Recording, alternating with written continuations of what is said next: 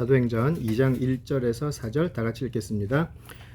오순절 날이 이르매 그들이 다 같이 한 곳에 모였더니 호련히 하늘로부터 급하고 강한 바람 같은 소리가 있어 그들이 앉은 온 집에 가득하며 마치 불의 혀처럼 갈라지는 것들이 그들에게 보여 각 사람 위에 하나씩 임하여 있더니 그들이 다 성령의 충만함을 받고 성령이 말하게 하심을 따라 다른 언어들로 말하기를 시작하니라. 아멘. 기도하겠습니다.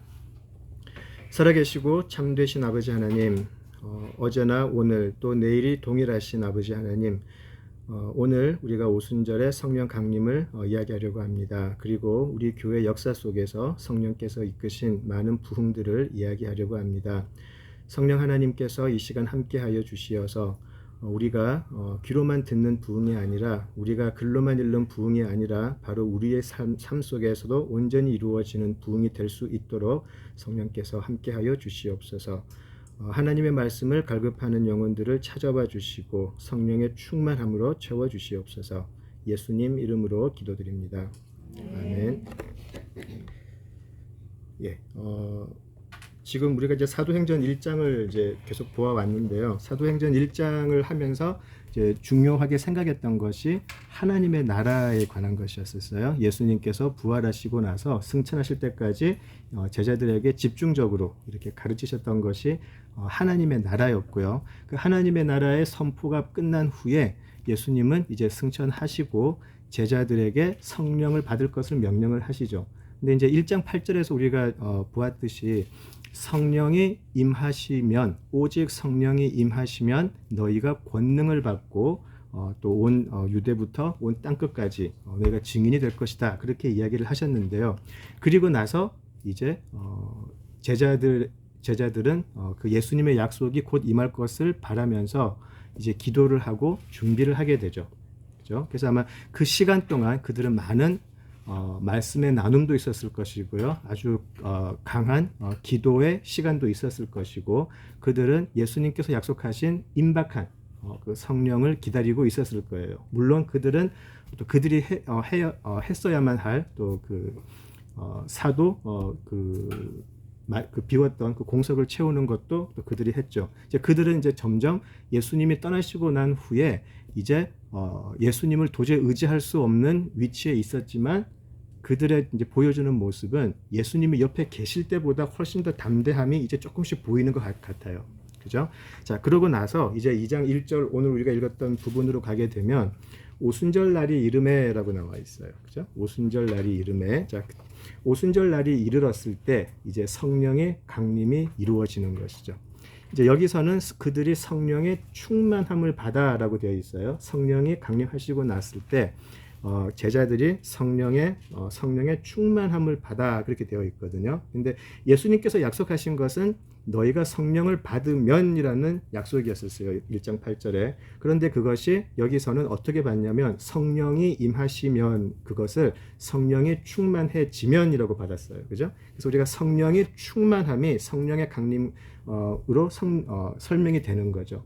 물론 우리가 이 성령이 임하심을 여러 가지로 표현을 해요. 그죠? 성령의 강림, 성령의 임재, 성령의 충만, 또 성령 세례 여러 가지로 표현을 해요. 그죠? 과연 그 성령의 충만이 무엇인가, 또 성령의 임재가 무엇인가, 또 깊게 들여다보면 복잡해요. 굉장히 복잡해지고 또 다른 의견들이 있어요. 근데 우리는 거기는 우리가 너무 매일 필요는 없을 것 같고요. 중요한 것은 이건 것 같아요. 저는 그 영어로 굉장히 좋아하는 단어가 하나 있는데 outpouring of the Holy Spirit이라는 단어가 있어요. 거기에 참 많은 뜻이 들어가 있거든요. outpouring of the Holy Spirit이라는 단어가 그런 표현이 있는데 성령이 우리에게 그냥 한 개인이나 공동체에 부어진다라는 거죠. 그게 outpouring of the Holy Spirit이라 그러는데 그게 가장 적절한 표현이 아닐까 싶고요. 이제 우리 그 신학자들이 이제 공통적으로 이야기하는 것이 우리 교회 역사상 가장 강력한 outpouring of the Holy Spirit은 바로 우리가 지금 읽은 사도행전 2장에 있었다라는 거죠. 그 어떠한 부흥의 사건도 교회 역사 속에서 보아왔던 성령의 임재 사건도 이 사도행전 2장에서 보는 그 오순절 성령 강림 사건보다 더 크거나 위대하지는 않다는 거죠. 그것은 다 우리가 동의하는 부분이에요. 자, 우리가 성경을 읽으면 그냥 이렇게 지나가는 것들이 있는데 사실 하나하나 생각해 보면 우리가 잘 모르고 그냥 당연히 넘어가는 부분들이 많아요. 그렇죠? 자, 우리 2장 1절을 보시면 오순절 날이 이미 이름에 그들이 다 같이 한 곳에 모였더니라고 해가지고 하나의 좀 공간적인 배경과 시간적인 배경이 나오죠. 자, 그리고 나서 2절을 보시면 호련히 하늘로부터 급하고 강한 바람 같은 소리가 있어 그들이 앉은 온 집에 가득하여. 이거를 2절을 하나씩 뜯어보면 사실 우리 잘 몰라요. 설마 그렇게 될 수 있을까? 자, 처음부터 볼까요? 호련히라고 되어 있어요. 이 호련이라는 단어는 어떻게 해석을 할 수가 있죠? 우리가 갑자기, 또 전혀 예상하지 못했을 때에, 그죠? 이것을 예수님은 요한복음 3장에서 바람이라고 표현을 하셨죠. 어디서 와서 어디로 가는지 알지는 못하는데 바람이 온 것은 알아요. 그죠? 자, 호련히, 그 다음 중요한 것이 하늘로부터라고 되어 있어요. 그죠? 호련히 하늘로부터 왔는데 이거 역시 예수님께서 요한복음 3장에서 하신 말씀을 그대로 받아요. 너희가 성령으로 거듭나지 아니하면이라고 되어 있잖아요. 니고데모에게 얘기할 때 그 성령으로 거듭나지 아니하면이 다른 원문에는 성령으로가 아니고 하늘로부터라고 되어 있어요. 너희가 하늘로부터 거듭나지 아니하면이라고 해가지고요. 그 당시 성경을 접하거나 그 당시 시대 사람들에게 성령은 항상 하늘에서부터 오는 것, 하늘로부터 오는 것은 성령이어야 하는 것이라고 생각을 하고 있었어요. 그러니까 그 사람들이 갑자기 이 소리가 하늘에서 왔는지 약간 70도 경사에서 왔는지 몰라요. 그렇지만 이것이 하늘로부터 왔다라는 것은 하늘의 권세가 임했다라는 표현이죠. 그런 표현이 있는 것이죠. 그 다음, 급하고 강한 바람 같은 소리가 있어 라고 되어 있거든요. 근데 급한 소리 들어보셨어요? 급하고 강한 바람 같은 소리가 무엇이었을까요? 한번 생각해 보셨어요? 어떤 소리였길래 그들이 이것을 급하고 강한 바람 같은 소리라고 표현을 했을까요? 좀 힘들지 않아요? 좀 상상하기 어려워요, 사실. 그죠? 그러니까 이런 표현들을 우리가 쉽게 생각하면 그들이 전혀 접해보지 못했던 육체적인 어떤 반응이었다라는 거예요. 소리 같은 게 들렸는데 이것은 사람이 하는 소리도 아니고 누가 만들어내는 소리도 아닌 엄청난 권세를 가지고 나에게 임하는 것을 느꼈다라는 거죠. 그죠? 그리고 나서 자, 그들이 앉은 온 집에 가득하매라고 해가지고요. 온 집에 가득했다라는 말은 그 공동체에 한 사람도 예외가 없었다라는 말이 되는 것이죠. 그래서 우리가 여기서부터 교회의 출발을 만들어요. 그래서 교회가 오순절 성령 강림 사건부터 시작했다라는 이유가 여기에 있어요. 예수님을 구주로 영접한 사람들이 모여 있을 때 하늘로부터 하늘의 권세를 가진 영이 임해서 그들에게 모두에게 임하는 것, 그렇게 교회가 이제 탄생이 되는 것이죠. 자, 그 다음 3절로 가시면은요, 불의 혀처럼 갈라지는 것들이라고 되어 있거든요. 불의 혀 보신 적 있으세요? 근데 불의 혀도 잘 모르겠는데 불의 혀처럼 갈라지는 것이 있다라는 표현을 쓰잖아요. 이것도 사실 애매하다고요. 그죠? 근데 그 사람들은 뭔가 보기는 본 것 같아요. 그죠? 그들이 청각적으로는 그 하늘로부터 오는 음성 같은 것을 들었어요. 그죠? 그들이 촉각, 느끼기에는 바람 같은 것이 왔어요, 지금. 그죠? 자, 그리고 나서 시각적으로는 뭔가 불 같은 것이 사람들에게 막 떨어지는 것 같은 것을 보았다라는 것이죠.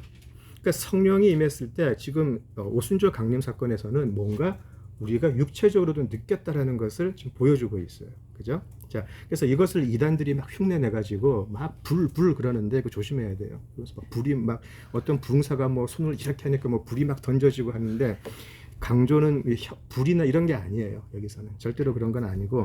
자, 근데 그렇게 해서 각 사람 위에, 각 모든 공동체에 한 사람도 예외 없이 임했는데 또 각 사람에게 또 임했어요. 그죠? 각 사람에게 임했는데 그들이 성령의 충만함을 받아 그 다음 성령이 말하게 하심을 따라라고 해가지고 자기 자신의 컨트롤을 잃어버렸다는 거예요.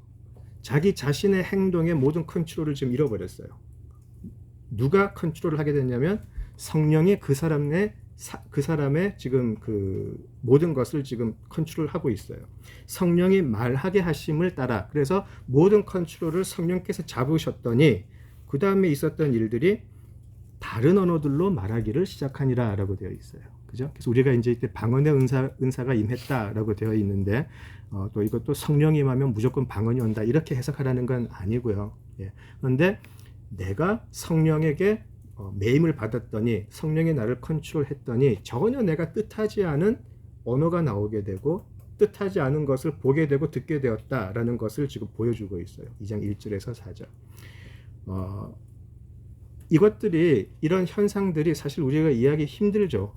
우리가 성경에 있으니까 그냥 그랬겠거니 하고 넘어갈 수 있지만 제가 만약에 내일 여러분들한테 똑같은 얘기를 했다면 제가 아침에 일어났는데 하늘에서 불의 혀 같은 것이 쫙 갈라지면서 저에게 임했어요. 그러면 어떻게 생각하시겠어요?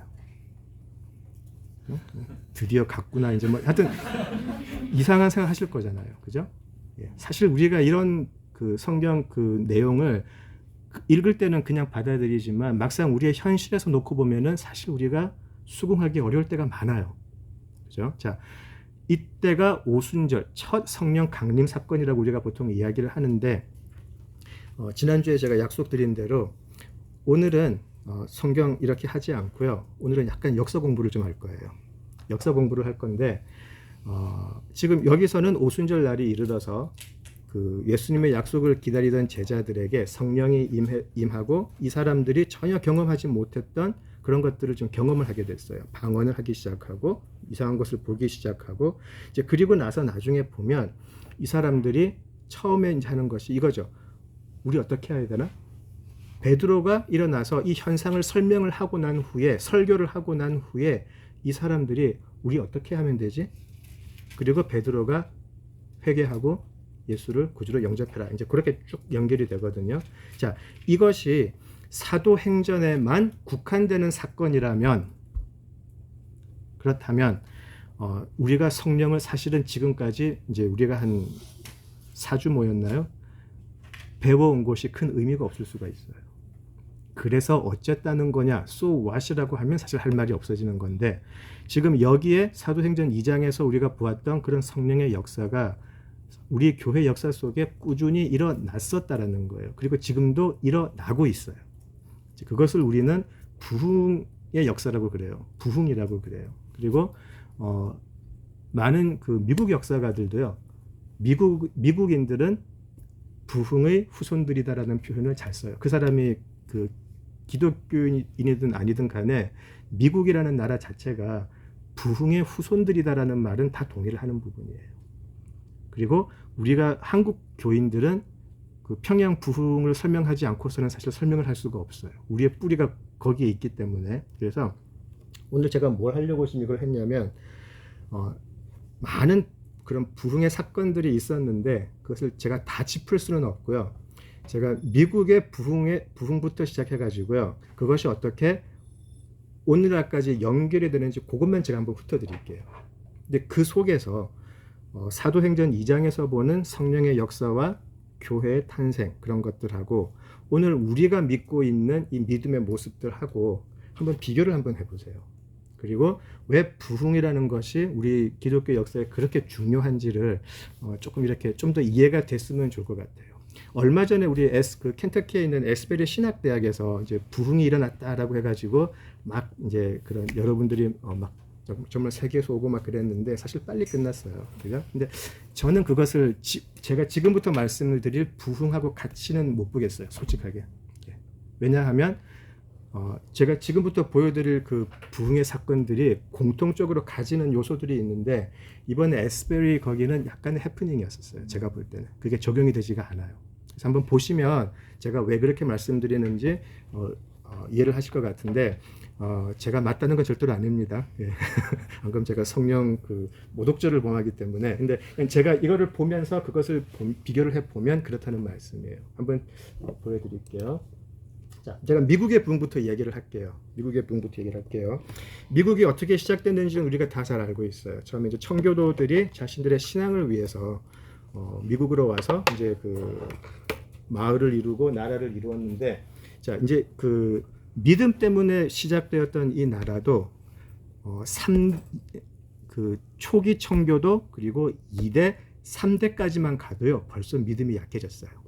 그 당시 기준으로 보았을 때 굉장히 그 당시에 많은 어떤 그 학문적인 요소도 있었고 또 신학적인 그런 것도 있지만 일단 게을러졌어요. 2세, 3세 넘어가면서. 그리고 부모들이 보여주었던 그 신앙의 열심들을 후손들이 따라오지를 못했었어요. 그래서 그 당시에 많은 이제 그 종교라기보다 그 기독교 리더들이 굉장히 이제 걱정을 하고 기도를 많이 했었죠. 근데 1730년부터 이제 미국에서 이상한 일이 일어나기 시작을 해요. 이게 어떤 하나의, 여기서는 어떤 그 하나의 그 단회적인 사건처럼 보이는데, 사실 우리가 사도행전 1장을 오래 공부했던 이유가 제가 지난주에 말씀드렸잖아요. 2장을 잘 이해하기 위해서. 그죠? 2장에서 있었던 오순절의 그 사건이 사실은 그 전에 많은 일들이 있었어요. 그죠? 자, 여러 그 청교도 사람들이 이제 그 신앙을 세대 교체를 하는 과정 속에서 급속하게 신앙이 약해지기 시작을 했어요. 자, 그때 여기저기서 이제 그것에 대해서 굉장히 위험을 감지한 많은 사람들이 여기저기서 이제 예배를 드리고 하면서 뭔가 이렇게 조금 달라지는 모습들이 여기저기 이제 보이기 시작을 해요. 근데 이제 1730년부터 그게 이제 본격적으로 나타나기 시작을 하는 거죠. 여기저기서 특히 이제 뉴 잉글랜드, 지금 매사추세츠 그쪽 지방에서 이제 그런 이제 그 트렌드가 이제 막 일어나기 시작을 하는 거예요. 특별히 이제 우리가 보통 그 1차 대각성 운동이라고 이야기를 하거든요. 영어로는 Great Awakening이라고 그래요. 그러니까 Great Awakening Movement라는 말에는 전제되는 게 자고 있었다라는 말이죠. 자고 있었기 때문에 awaken 했다라는 거예요. 근데 그게 그냥 깬 게 아니고 Great Awakening Movement라 그러는데, 첫 번째 1차 대각성 운동이 1730년부터 시작이 되는데 여러 설교자들을 통해서 이제 이게 시작이 돼요. 이제 무엇이 중요했냐면 1730년대 이전부터는 신학자들이 청교도들의 신앙을 이끌었어요. 근데 1730년대 이때부터는 이제 설교가 굉장히 중요해지면서 굉장히 우리의 감정도 건드리고 이렇게 막 배운 사람들에게만 임하는 교리적인 그런 설교가 아니고 우리가 우리 삶 속에서 충분히 이해하고 이해할 수 있는 그런 설교를 이제 하기 시작을 하면서 이것이 불이 붙었는데, 조나단 에드워즈는 지금도 우리 믿음에 굉장히 중요한 역할을 하고 있는 사람이에요. 어떤 사람은 조나단 에드워즈가 그 당시에 미국에서 뭐 가장 똑똑했던 사람이다, 뭐 그런 말도 하더라고요. 10대 초반에 예일 대학을 졸업을 했어요. 네, 그러고 나서 이제 목사님이 됐는데 10살 때 벌써 라틴을 했다고 그러더라고요. 굉장히 똑똑한 사람이었는데, 조나단 에드워즈는 할아버지가 또 목사님이셨고요. 이제 할아버지가 목사님이었고 이제 그 할아버지 그 교회를 이제 물려받죠. 그래서 그때는 세습이 있었어요. 이제 하게 되는데, 조나단 에드워즈의 설교는 사람이 너무 똑똑하다 보니까 설교문이 굉장히 논문 같아요. 그러니까 매주 논문 하나가 나오는 거예요. 그리고 이제 그때 그 설교의 방식은 그때는 전기가 없었잖아요. 그러니까 그런 그 무슨 불이라 그러죠? 그냥 그 등불 같은 거를 한 손에 잡고 이렇게 종이를 이렇게 들고 이렇게 읽어가는 거예요. 근데 그때는 또 안경도 없었잖아요. 그러니까 완전히 이 자기가 쓴 거를 이렇게 해가지고 그냥 읽은 거예요. 이게 설교였었어요. 조나단 에드워즈가. 무엇이 중요했냐면, 조나단 에드워즈가 굉장히 똑똑했다 그랬잖아요. 그러니까 이 사람은 교리에도 능통을 했고요. 그리고 사람의 감정이라는 것이 우리 그 교리만 따지는 사람들이 생각하는 것처럼 그렇게 하찮은 게 아니다. 우리의 감정도 굉장히 중요하다. 그래서 이제 이 사람이 쓴 감정론이라는 논문이 있는데 굉장히 유명한 게 있어요. 근데 조나단 에드워즈가 이제 자기가 이제 심우하는 교회에서 이제 그런 부흥이 이루어지고, 또 이 사람이 초청받아서 가잖아요. 초청받아서 이제 게스트 스피커로 가서 설교를 하는데, 가는 곳마다 사람들이 회개의 역사가 굉장히 많이 나는 거예요. 근데 회개의 역사라는 게 제가 말은 지금 굉장히 쉽게 해요. 회개의 역사. 회개의 역사 한다 그러면 어떻게 생각을 하세요? 갑자기 예를 들어서 시은이 엄마가 회개의 역사가 일어났어요. 그럼 어떨까요? 그냥 뭐 별로 반응이 없네. 여기서 이야기하는 회개의 역사라는 거는요, 아까 우리 사도행전 2장에서 보았던 것처럼 모든 사람이 보고 느낄 수 있는 역사였었어요. 무슨 말이냐면 시은이 엄마가 설교를 듣다가 갑자기 엄청난 공포가 엄습을 하는 거예요. 하나님의 살아계심을 만나고, 근데 그 하나님의 살아계심 앞에 있는 자기가 너무나 추악한 존재임을 자각을 하게 돼요. 그리고 나서 그러면 이 하나님 앞에서 내가 저주받은 존재이고 이 진노한 하나님 앞에서 나는 멸망할 수밖에 없다를 온 존재를 통해서 공포를 느끼기 시작하는 거예요. 그러면서 이 사람들이 소리를 지르기도 하고요. 막 비명을 지르기도 하고, 어떤 사람은 설교하는 도중에 거꾸로 넘어져 가지고 거기서 막 땅을 치면서 막 하나님 살려주세요 막 그런 사람들도 있었고. 근데 이게 한두 명이 아니라 아까 했던 것처럼 온 집에 가득하여 임했다라는 거예요. 가는 곳마다. 근데 이제 그 조나단 에드워즈가 많은 설교를 했는데 그 중에 굉장히 유명한 설교가 하나 있어요. 진노한 하나님의 손에 붙들린 죄인들이라는 설교가 있어요. 이 진노한 하나님의 손에 붙들린 죄인들은 히브리서에 나오는 구절이에요. 히브리서를 보시면 진노한 하나님의 손에 붙잡힌 너희들 참 너희들 참 그거 하다 그런 표현이 있어요. 그 표현이에요. 히브리서에서 나오는 표현인데 사실 이거를 그냥 책으로 읽잖아요. 그러면 그냥 밋밋해요. 정말 밋밋해요. 제가 한번 읽어드릴게요. 근데 이게 얼마나 강력했냐면 그 조나단 에드워즈가 이것도 그냥 자기가 써가지고 어두운 데서 그냥 이러고 읽었어요. 그냥 이거를. 그러면 밑에 있는 사람들은 그냥 그거를 듣고 있는데 갑자기 막 이 사람이 고꾸라지고 저기서 막 실신하고 저기서 막 살려달라고 소리치고 저기서 막 통곡을 하고 막 그게 가득했다라는 거예요. 제가 한 부분만 읽어드릴게요. 이걸 읽을 때 이제 갑자기 회개의 영이 임하며 마음 놓고 통곡하시면 되겠습니다. 제가 그 중에 한 부분만 읽어드릴게요. 지금 여러분 머리 바로 위에는 천둥과 함께 폭풍우가 금방이라도 내리칠 것처럼 보이는 하나님의 진노의 검은 구름이 잔뜩 서려 있습니다. 따라서 하나님의 억제하시는 손길이 없다면 사나운 폭풍우가 즉시 여러분을 내리칠 것입니다. 물론 지금은 하나님의 주권적인 뜻이 그 사나운 바람을 억제하고 계십니다. 그렇지 않다면 그것이 맹렬한 기세로 불어닥쳐 멸망이 회오리 바람처럼 여러분에게 임할 것입니다. 그날 여러분은 여름날 타작마당의 겨와 같은 신세가 되고 말 것입니다. 하나님의 진노는 마치 큰 댐으로 막아놓은 저수지와 같다고 보시면 됩니다. 댐으로 막혀있는 물은 댐 밖으로 터져 나갈 때까지 그 양이 계속 불어나며 수위가 높아질 겁니다. 그 물이 거기 오랫동안 갇혀 있으면 있을수록 수문이 터질 경우 물살이 그만큼 더 거세질 것입니다. 여러분이 범한 악행에 대한 심판 역시 이와 같을 것입니다. 물론 그 심판은 아직 시행되지 않고 있습니다. 하나님의 복수의 물결은 아직 보류되어 있습니다. 그러나 그 기간 중에 여러분의 죄는 계속 증가하고 있으며 따라서 매일 더 많은 진노를 쌓아가고 있습니다. 그 수위가 계속 높아지고 있으며 그 물살이 점점 더 거세지고 있습니다. 그런데도 그 심판의 물결이 터져 나오지 않고 그냥 그대로 있는 이유는 오직 하나님의 전적인 뜻 때문입니다. 하나님께서 그 손을 놓으시는 날이면 즉시 수문이 열리며 하나님의 맹렬한 진노의 물결이 순식간에 우리를 덮치고 말 것입니다.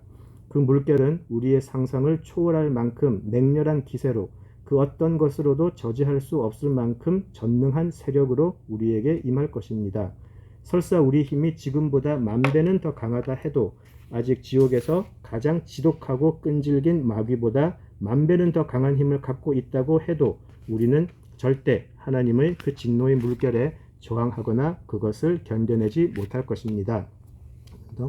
하나님의 진노의 활은 이미 시위에 걸려 있습니다. 하나님의 공의가 여러분의 가슴을 향해 겨냥한 채 시위를 당기고 있습니다. 그 화살이 여러분을 쏘지 못하도록 잠시라도 막고 있는 것이 있다면 그것은 오직 하나님의 전적인 뜻, 진노하신 하나님의 전적인 뜻뿐입니다. 그리고 그 뜻은 어떤 약속이나 의무에 정해진 뜻이 아니라 하나님께서 임의로 정하신 뜻입니다. 여러분 가운데 아직도 성령의 권능으로 말미암아 심령이 변화되는 체험을 아직 못한 사람들이 있습니까? 중생하여 새로운 피조물이 되지 못한 사람, 죄 가운데 죽어 있다가 다시 살아나는 체험을 하지 못한 사람들이 있습니까? 그런 사람들은 모두 하나님의 진노의 손에 붙잡혀 있습니다. 여러분이 자신의 생활 방식을 얼마나 많이 고쳤든, 종교적 열정을 얼마나 많이 갖고 있든, 가정이나 밀실에서 경건의 시간을 얼마나 많이 가지든 그런 것은 아무 상관없습니다. 지금 이 순간 하나님의 집에 있는 여러분이 영벌을 받지 않는 이유가 있다면 그것은 오직 하나님의 전적인 뜻이 여러분을 붙들고 있기 때문입니다. 어떠세요? 좀 세죠? 예. 글로 읽으면 사실 조금 밋밋할 수 있고 또 내용은 굉장히 세요, 사실. 예. 근데 역시 이것이 이제 성령의 역사였던 거예요. 이것을 듣고 있던 많은 사람들이 이 에드워즈의 설교가 임할 때 엄청나게 그 자신들이 자신들이 감당할 수 없는 그것을 경험하기 시작을 해요. 오죽했으면 에드워드 목사 이제 와서 설교해달라고 부탁했던 그 교회 담임 목사님이 거기 그 강대상을 이렇게 기어갔어요. 그리고 그만하라고. 하나님의 사랑에 대해서 얘기 좀 해달라고. 무서워서도 못 듣겠다고. 그런 일까지 있었어요. 에드워즈는 굴하지 않고 계속 읽었던 것이죠. 그래서 에드워즈를 통해서 주어진 게 뭐였냐면 회개와 성령을 통한 중생이라는 것이 굉장히 강조가 됐었어요. 아까 기억하시면 성령을 통한 중생의 체험이 있습니까? 라는 걸 물어보잖아요. 이게 이제 그 리제너레이션이죠. 우리 교회 이름 새 생명. 여러분은 새 생명을 받았습니까? 그것을 물어보는 거예요. 종교적인 어떤 행위들이나 우리가 살아가는 그런 여러 가지 종교적 행위들이 상관없다. 오직 성령을 통한 중생을 경험을 했나? 그게 아니면 아무것도 상관없다. 그것이 아니라면 괜찮은 게 아니라 지금 하나님의 진노가 계속 쌓이고 있다. 오직 하나님의 사랑이 그것을 계속 막고 있다. 이제 이런 설교였었어요. 거기다가 조지 위필드라는 사람이 있어요. 조지 위필드는 사실 1차 대각성 운동 때 제 생각은 조나단 에드워즈보다 오히려 더 큰 영향을 미쳤어요. 왜냐하면 조지 위필드의 설교는 굉장히 에버리지했대요. 그러니까 모든 사람들이 알아들을 수 있는. 에드워즈만 해도 벌써 좀 어려워요, 사실. 근데 위필드는 영국에서 온 사람인데 굉장히 평이한 표현으로 사람들이 알아듣게 했는데 조지 위필드는 영국 사람인데 이제 그 영국에서 고아원도 짓고 막 그런 사람이에요. 근데 이제 그 미국에 잠시 건너왔는데 조나단 에드워즈가 조지 위필드를 이제 그 초청을 해서 이렇게 집회하고 그래요. 근데 조지 위필드의 설교를 통해서 엄청나게 많은 사람들이 똑같은 그 회개의 그 경험을, 그 중생의 경험을 하게 돼요. 그래서 그 옥외 전도 아니면 옥외 설교라는 표현 들어보셨어요? 그 옥외 설교라는 게 굉장히 그때 이제 여기서부터 시작이 됐는데 뭐냐면 우리가 보통 예배라고 하면은 이 건물 안에서 이루어지잖아요. 근데 두 가지가 있어요. 한 가지는 많은 지역교회 목사님들이 조지 위필드에게 설교할 기회를 안 줬어요. 그리고 두 번째는 사람들이 너무 몰려들었어요. 그래서 이 교회 건물 안에서 집회를 할 수가 없었어요. 그래가지고 그냥 나가서 한 거예요. 마이크도 없는 시절에. 그래가지고 몇천 명 앞에서 설교를 이제 하기 시작을 했는데 조지 위필드가 원래 그 감리교 그 창시자인 요한 웨슬레하고 가까이 사역을 했어요. 원래 가까이 사역을 하다가 나중에는 좀 교리적인 부분 때문에 살짝 좀 틀어지는데 조지 위필드는 설교를 통해서 사실은 1차 대각성 운동을 거의 이끌었다고 보셔도 돼요. 굉장히 중요한 사람이고 조지 위필드도 그렇고 조나단 에드워즈도 그렇고 1차 대각성 운동 때는 장로교 칼빈주의적인 가르침이 대세였었어요. 그래서 우리가 지금 알고 있는 그런 여러 가지 교리들이 이때 굉장히 많이 강조가 됐었어요. 그래서 하나님의 어떤 선택, 예정론이라든가 거부할 수 없는 은혜라든가 하나님의 선택이라든가 그것이 굉장히 강조가 됐었어요. 그게 1730년에서 한 1750년대, 1760년 정도까지 이렇게 미국을 이제 특별히 북동부 쪽을 좀 휩쓸었었죠. 자, 그리고 나서 또 이제 시간이 흘러요. 보시면 1750년대까지 갔다가 1800년도에 두 번째 개각성 운동이 시작이 됐는데 이 짧은 50년 동안에 이 부흥을 경험했던 세대가 또 지나가면서 또 이제 신앙이 급격하게 또 무너지는 거예요. 근데 이때는 자유주의 사상과 신학이라고 되어 있는데 그때 유럽에서부터 뭐가 들어오기 시작하냐면 프랑스 혁명이 있었잖아요. 프랑스 혁명이 있고 나서 인본주의가 이제 만연하게 되는 거예요. 하나님이 아니라 사람이 중요하기 시작해지는 거예요. 모든 학문에 인본주의 사상이 들어가게 돼요. 그리고 이제 계몽주의가 들어가게 되죠. 그러면서 특별히 대학생들이 이 지적인 사고를 통해서 이제 하나님의 살아계심을 부정하기 시작을 해요. 새롭게 들어오는 철학적인 그런 사유를 통해서 신앙이 약해지거나 없어져 버리는 거죠. 그것이 급격하게 50년 사이에 그렇게 미국에서 일어나기 시작을 했어요. 자, 그런데 이제 두 군데서 이제 또 굉장히 괄목할 만한 부흥이 일어나기 시작을 해요. 한 군데가 켄터키 부흥이라고 해가지고요. 아까 1차 대각성 운동은 미국의 북동부 쪽이라 그랬잖아요. 그렇게 해서 좀 쫙 퍼졌었는데 이 50년 사이에 이제 미국이 초기 이민자들이 서부 쪽으로 이동을 하기 시작하잖아요. 그죠? 쭉 가기 시작하는 그때거든요. 자, 그러다 보니까 북동부 쪽에서 이제 부흥은 경험을 했는데 그 다음에 태어난 사람들이 이제 점점 오하이오하고 이제 일리노이 이렇게 쭉쭉쭉 넘으면서 신앙은 안 갖고 가는 거예요. 그러니까 새로 이렇게 이제 서쪽으로 가기 시작하는 사람들이 신앙을 가지고 가지는 않았었어요. 자, 그때 켄터키에서 엄청난 부흥이 일어나요. 거의 동일한 부흥이에요. 사람들이 다시 각성하기 시작을 해요. 근데 이제 켄터키 어떤 시골 마을에서 집회하고 예배했던 그곳에서 이런 회개의 영이 확 터지면서 부흥이 시작이 되고 또 예일 대학에서 큰 부흥이 일어나요. 그때 이제 예일 대학의 총장이 누구였냐면 조나단 에드워즈의 손자였었어요. 조나단 에드워즈 손자가 그 당시 예일대 총장이었는데 이 예일대 총장으로 이렇게 보니까 이 예일대 대학생들한테 도저히 미래를 기대할 수가 없는 거예요. 신앙적으로. 그래서 이제 이름이 티모티일 거예요. 티모티 에드워즈일 거예요. 그 사람이 하루는 다 모아놓고 예일대 학생들한테 설교를 해요. 근데 설교인데 사실은 다그침이었었어요.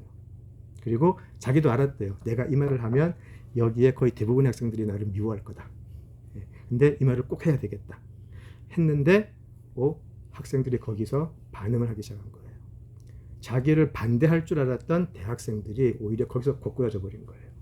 그래서 이것을 우리가 예일대 부흥이라고 그래요. 그러면서 예일대 학생들이 그 당시에 그때까지 자기들이 지키고 있던 그런 어떤 자유주의 철학 사조 같은 것을 다 버리기 시작해요.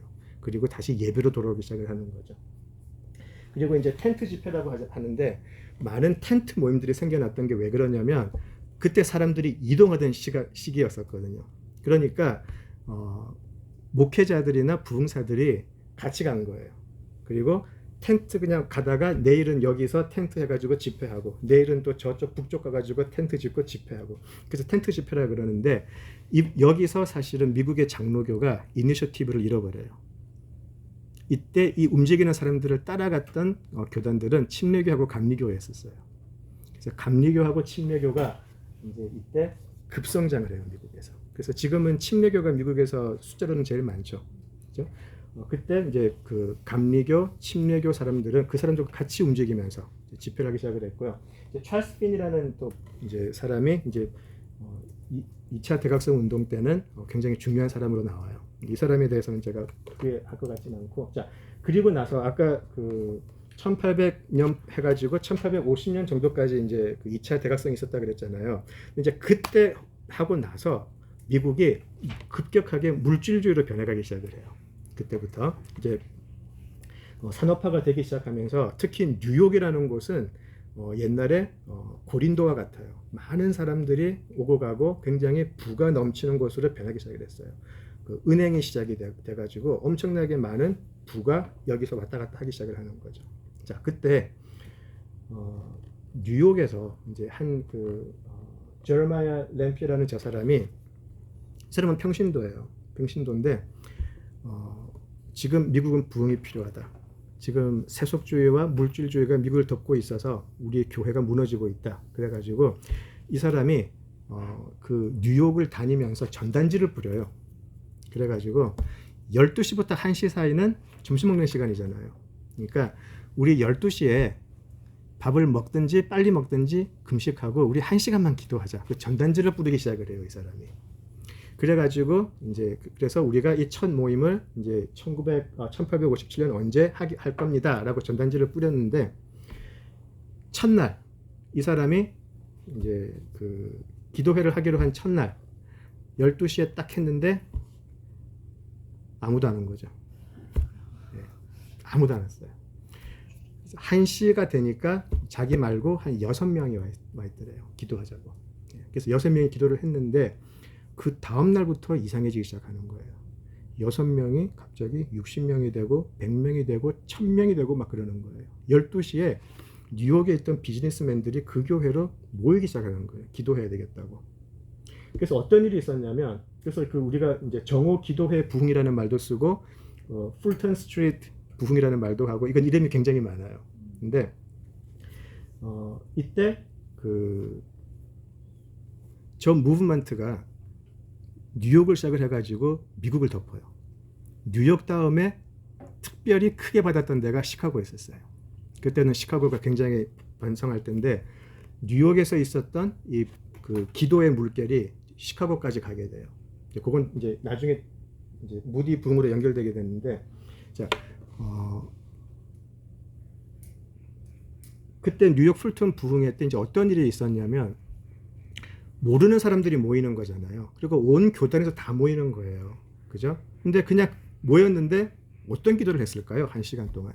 한국 사람 같으면 사실 1시간 참 아무것도 아닌데 미국 사람들은 대단했던 것 같아. 이 1시간 동안. 사람들이 모이기 시작을 하니까 감당을 못하는 거예요. 그 첫 교회가. 그래가지고 교단에 상관없이 풀턴과 옆에 있는 다른 교회들이 문을 열어주기 시작했어요.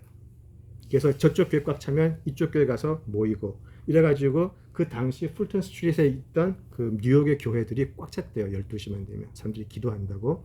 자, 그래가지고 사람들이 이제 그 몇 가지 기도를 하죠. 이제 그 부흥을 위해서 기도하고, 성령을 위해서 기도하고, 회개를 위해서 기도하면서 이제 자신들이 그 기도 제목을 가지고 이제 그 12시 모임에 갖고 와서 이제 내기 시작하는 거예요. 근데 이제 그때는 뭐 설교를 길게 하고 그런 것도 아니고 그냥 기도회였었어요. 짧은 찬양이 있고 짧은 말씀 나눔이 있고, 그러고는 그냥 기도하는 건데, 우리가 하나님의 나라 이야기를 했잖아요. 이때까지 하나님의 나라 이야기를 했는데, 그때 기도가 어떤 것이었는가 살펴보면은 이런 거예요. 어떤 분이 와가지고 이제 하면 그런 거예요. 지금 남편이 믿지 않고 있는데 지금 제 남편을 위해서, 구원을 위해서 기도해 주세요. 그런 거. 우리 자식이 지금 집을 나갔는데 돌아오지 않는데 꼭 얘가 예수님을 만나서 돌아올 수 있게 해주세요. 이런 거였었어요. 그러니까 모든 기도의 제목이 구원에 관한 것이었어요. 특히 가족에 관한 구원. 그런 거였는데 어느 날부터 시간이 지나면서 이제 계속 사회 보는 분이 이제 그 여기 어떤 그 여자분이 자기 남편의 구원을 위해서 기도 이제 부탁을 했습니다. 그랬는데 어떤 남자가 손을 번쩍 들고는 이야기하는 거죠. 그 사람이 저인 것 같습니다. 제 와이프가 된 것 같습니다. 제가 여기에 있다고 우리 와이프가 알면 좋겠습니다. 그런 말, 이런 역사들이 막 생겨나기 시작하는 거예요. 그러면서 어떤 사람들은 너무 그때 당시가 이제 미국이 그 뱅킹 인더스트리가 몰락할 때였었어요. 그래서 경제적으로 어려웠을 때 도와주기 시작하고, 나라가 이제 그 물질주의로 빠지지 않고 하나님께 돌아올 수 있게 그런 기도가 이제 퍼지기 시작을 한 거죠. 그게 시카고까지 피츠버그로 가고 시카고로 가고, 시카고에서 다시 이렇게 이제 이렇게 오다가 시카고에서 또 폭발을 해요. 그 기도 모임이 언제까지 가냐면 남북 전쟁 때문에 이게 스탑이 돼요. 쫙 번지다가. 자, 그런데 시카고까지 왔다 그랬잖아요. 근데 이 기도 정오 기도회 부흥회를 참석한 한 사람이 있었는데 그 중에 D.L. 무디라는 사람이 있었어요. 잘 알죠? 우리 시카고에 무디 바이블 인스티튜트도 있고, 예, 교회도 있고. 자, 무디는 원래 굉장히 가난했던 사람이에요. 굉장히 가난한 집안에서 태어나서 교육도 잘 못 받았어요. 근데 정말 다른 도와주는 사람을 통해서 이제 비즈니스맨이 돼가지고 이제 시카고에서 이제 비즈니스를 해가지고 성공을 했는데 이제 그 교회에서 이제 썬데이 스쿨에서 교사로 섬기던 사람인데요. 자, 이 사람이 시카고까지 번졌던 이 정오 기도회에서 엄청난 은혜를 받게 돼요. 엄청난 성령의 은혜를 받게 돼요. 이 사람이. 그리고 나서 여기서 이제 감동받았던 무디가 이제 그 자기 교회 안에서 썬데이 스쿨로 섬기고 나가서는 전도자로 변하게 돼요. 자기는 항상 이제 교육을 못 받은 사람이기 때문에 설교하는 거에 대해서 항상 두려움이 있었어요. 뭐 목회자도 아니고 신학교도 안 나왔으니까. 근데 이 사람 이상하게 이 사람이 이야기하면 사람들이 변하는 거예요. 그래서 이 사람이 알려지기 시작을 해요. 알려지기 시작을 하는데 그게 이제 1875년부터라고 되어 있는데 이 사람이 신학자도 아니고 신학교를 나오지도 않았는데 그냥 비즈니스맨이 설교를 했는데 집회에서 그런 대각성 운동 때와 같은 역사가 일어나는 게 이제 소문이 나기 시작을 하는 거죠. 그래가지고 이 사람이 영국에 초청을 받아요. 근데 사실 무디의 실제적인 부흥 데뷔는 미국이 아니고 영국이었었어요. 영국에 가서 설교를 하는데 여기서 엄청난 부흥이 시작이 되는 거예요. 무디가 설교하는 곳마다. 그래서 사실 무디는 영국에서 더 빨리 알려졌었어요. 그 중에 하나가 1872년부터 시작되었던 캠브리지 대학에 가가지고 무디가 설교를 해요. 그런데 무디가 설교를 하려고 했더니 캠브리지에 있던 교수들이 다 반대를 했어요. 교육도 제대로 못 받은 사람들이 어떻게 캠브리지에 와가지고 우리 대학생 앞에서 설교를 하냐, 안 된다. 그래가지고 극렬한 반대가 있었어요. 왜냐하면 무디는 말할 때도요 고급스럽게 말하지 못하고 굉장히 그냥 그 스트리트 잉글리시라 그러잖아요. 그냥 그런 영어를 한 사람이에요. 문법도 다 틀리고. 그러니까 캠브리지 교수들은 반대를 했었어요. 저 사람 못 세운다. 강단에 못 세운다. 근데 했어요. 했는데 거기서 엄청난 일이 일어났어요. 그래서 이제 그때 모였던 캠브리지 학생들 중에 7명이 무디의 그 집회 후에 해외 선교 자원을 해요. 7명이. 그걸 우리가 캠브리지 7이라 그래요. 굉장히 장래가 촉망되던 7명인데 갑자기 해외 선교사로 자원을 하니까 난리가 났겠죠. 그죠? 난리가 났는데 그 7명 중에 한 명이 이제 그 시티 스터드라고 해가지고 제 기억으로 한번 우리 유목사님 설교하실 때 그분 콧 한번 한 적이 있어요. 시티 스터드라고 해서 이 사람은 중국에 갔다가 아프리카도 가고 선교사에서 굉장히 중요한 역할을 했던 사람이고요. 7명이 전부 다 중국 선교를 자원을 해요. 그래서 우리가 아마 알고 계실 텐데 그 중국의 그 허슨 테일러라고 들어보셨나요? 예, 허슨 테일러하고 일을 하게 돼요. 그래서 그 7명 중에 한 명이 허슨 테일러 다음으로 이제 그 내지 선교를 이어받아서 하게 되죠. 그렇죠? 자, 그래서 그 캠브리지 7이 굉장히 중요한데 그러고 나서 이제 그 무디가 미국으로 돌아와서 집회를 하는데 동일한 역사가 이제 일어나기 시작을 해요. 이 사람이 가는 곳마다 엄청난 부흥이 일어나기 시작을 하는데 특별히 3가지를 이제 그 강조를 했었어요. 무디의 이제 3Rs가 굉장히 유명한데 여기 3가지예요. 첫 번째가 ruined by sin. 우리는 죄로 인해 망가졌습니다. 그리고 repentance. 우리에게는 무조건 회개가 필요합니다. 그리고 3번째가 regeneration by the Holy Spirit. 성령을 통한 중생. 이 3가지가 메시지였었어요. 어떠한 설교를 해도 이 3가지를 떠나질 않았었어요. 우리는 죄로 인해 망하게 되었고 그래서 우리는 회개를 해야 되고 성령을 통한 중생이 필요하다. 이 3가지를 계속해서 강조를 했던 것이죠. 자, 그래서 무디를 통해서 이제 무디 교회도 무디 그 신학교도 세워지게 되고 그게 나중에 이제 무디 바이블 인스티튜트가 되는 거고요. 무디를 통해서 이제 많은 학생들이 선교 자원을 하게 돼요. 특별히 이제 제가 기억으로 매사추세츠라고 알고 있는데 거기서 했던 어떤 한 집회를 하고 나서 그 집회에 참석했던 대학생들이 또 해외 선교 자원을 하기 시작을 해요. 자신들의 세상에서의 커리어를 포기하고 그게 Student Volunteer Movement라고 해가지고 학생들이 그 무디가 해외로 선교로 나가세요 그렇게 한 게 아닌데 학생들이 그 집회를 통해서 해외 선교로 나가겠습니다. 자원을 하기 시작을 한 거예요. 그걸 우리가 이제 Student Volunteer Movement for Foreign Missions라고 그러는데 왜 중요하냐? 예. 여기서 조선을 향한 선교사들이 나와요. 대학생 선교사들이. 예. 그래서 제임스 게일이라는 사람, 세뮤얼 모펫이라는 사람 다 여기서 은혜 받고 조선을 하게 되는 거죠. 제일 처음에 조선을 자원했던 사람이 10명이었다 그래요. 여기서. 그러고 이제 한 200명까지 많아지게 되는데, 그래서 무디 부흥을 통해서 그 스튜어든 발런티어 무브먼트가 만들어지게 되고요. 그것을 통해서 조선의 선교사들이, 학생들이 이제 가기 시작을 하는 거예요. 그렇게 연결이 돼요. 여기 이제 제임스 게일이라고 되어 있는데요. 제임스 게일 이 사람이 우리가 갓을 하나님이라 그러잖아요. 예. 갓을 하나님으로 번역한 사람이 저 사람이에요. 예. 저 사람이 와서 보니까 천주교는 이미 들어와 있었잖아요. 근데 천주교에서는 천주라 그러죠. 근데 제임스 게일이 가서 보니까 아무리 생각해도 이거는 천주가 아닌 거예요. 근데 조선 사람들하고 얘기를 하다 보니까 이 사람들은 하늘의 존재를 이미 믿고 있었네, 그 생각을 하게 된 거예요. 예. 그래서 하나님이라고 처음 했던 게 제임스 게일이에요. 풀톤 부흥이 이렇게 돼가지고 우리 하나님까지 연결이 되는 거예요. 예. 그리고 세뮤얼 머펫이라 그래가지고요. 혹시 마포 삼렬이라는 이야기 들어보셨어요? 이분의 한국 이름이 마포 삼렬이에요. 예. 세뮤얼 머펫인데 이분도 이제 스튜던트 발런티어 무브먼트를 통해서 조선을 자원을 하게 되거든요. 자, 근데 이분은 우리 한국 기독교 역사에서 굉장히 중요한 사람이에요. 세뮤얼 모펫이. 제가 나중에 설명을 좀 더 드릴게요.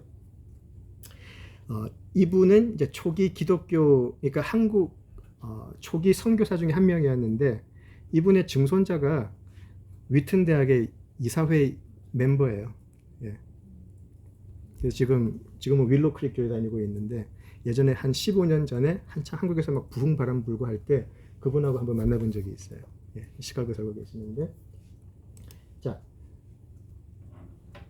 그래서 무디 부흥이 그렇게 한번 바람을 쭉 일으키고 나서 그 다음에 1900년대로 넘어가게 돼요. 1900년대로 넘어가게 되는데, 자, 그 1900년 제가 그 웰시 리바이벌이라고 해가지고 웨일스 부흥이라고 되어 있는데요. 1904년에 시작이 됐는데 사실은 1904년 이전에 크고 작은 부흥이 있었어요. 영국이 있으면 영국 저기 서남쪽 지역이거든요. 웨일스 지역에. 자, 거기서 크고 작은 부흥들이 있었고 뭔가 우리가 지금 타락하고 있다. 우리가 성령의 임재가 성령의 아웃포링이 필요하다라고 해가지고 많은 분들이 기도로 준비를 했었어요. 몇십 년 동안. 그래서 크고 작은 부흥들이 있었는데 이제 한번 크게 떨어진 게 1904년에 웨일스 부흥이에요. 웰시 리바이벌. 자, 웰시 리바이벌은요. 우리 부흥 역사 속에서 특별히 현대 부흥 역사 속에서 완전한 전환점이 되는 부흥이 돼요. 굉장히 중요해요. 자, 좀 또 더 설명을 할 텐데 정말 많은 사람들이 부흥을 위해서 기도를 했었고요. 자, 많은 사람들이 부흥을 위해서 기도했다라는 것은 기독교의 상태가 아주 안 좋았다는 말이에요. 엄청난 영적인 무관심, 타락 이런 것이 전 사회 전반에 그냥 걸쳐 있었다는 거예요. 그 세대를 넘어가면 갈수록 교회 출석은 떨어지고 믿는 교회들도 엉망이고 그런 거예요. 자, 그때 이제 한 남자가 등장을 합니다. 에반 로버트라고 하는 한 남자가 등장을 해요. 아까 무디는 사실 원래 구두 수성공이었거든요. 에반 로버츠는 광부였었어요. 광부였는데 이 사람은 어려서부터 이 부흥을 굉장히 소망하고 열심히 기도했던 사람이고요. 26살 나이가 될 때까지 정말 많은 이야기가 있어요. 근데 이 에반 로버츠가 하루는 그 담임 목사님한테 좀 부탁을 해요. 오늘 교회 예배를 마치고 나서 저한테 잠시만 그 간증할 시간을 좀 주시겠습니까? 라고 이야기를 해요. 이게 왜 그랬냐면 이 사람이 그 전까지 계속해서 이제 그 부흥을 위한 기도를 해오는데 임박했다라는 것을 느끼고 이것이 하나님께서 너는 이것을 잠자고 있는 웨일스 교회에 말하라라고 이제 이해를 한 거예요. 그래서 했는데 그때 그 목사님이 하려면 하세요. 이제 그렇게 된 거예요. 그래가지고 목사님이 광고 시간에 이제 이야기를 해요. 광고 굉장히 중요해요. 예배 시간에 놓치면 안 돼요. 광고 중요해요. 근데 이 광고를 하면서 오늘 우리 그 에반 로버츠 형제가 잠시 간증할 게 있다고 하니까 듣고 싶으신 분들은 예배 끝나고 남아서 들으세요. 그리고 예배가 마쳤어요. 여기도 또 6명이 남았네. 근데 여기서 역사가 난 거예요. 에반 로버츠가 간증을 하면서 여기서 붕이 터져버리기 시작을 하는데 엄청난 일이 있게 되거든요. 이거 제가 잠깐만 여기 CGN에서 영상 만든 게 있어서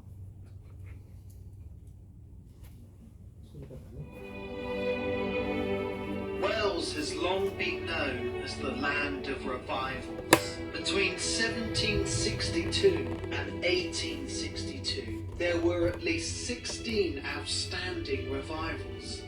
Decades later, a young man called Evan Roberts considered that the wells of revival had been dry for a long time.